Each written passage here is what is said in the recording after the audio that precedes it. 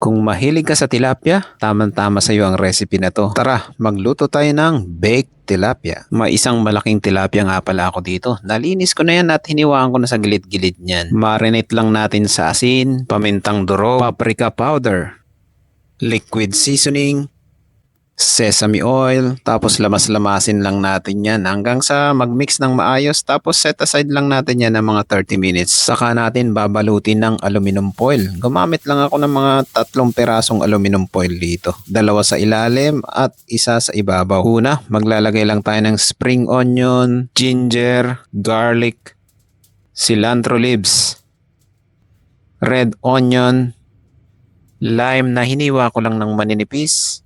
Saka natin ipapatong yung tilapia. Saka natin lalagyan ng mga spices yung tiyan ng tilapia na kagaya ng nilagay natin kanina sa ilalim. Tapos repeat lang natin yung process na kagaya ng kanina dun sa ibabaw. Saka natin tatakpan ng aluminum foil.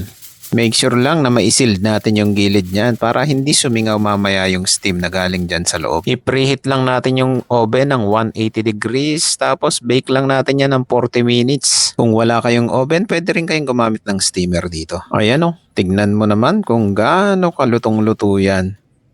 Saka natin lalagyan ng paborito mong chili garlic oil. Siguradong palag-palag na to sa mainit na kanin. Naku, napakasarap na ito. Kaya kung sawa ka na sa karne ngayong handaan, tamang-tama sa'yo to. Ano pang hinihintay mo? Lutuin mo na to at yun lang. Maraming salamat. See you in my next cooking trip ko.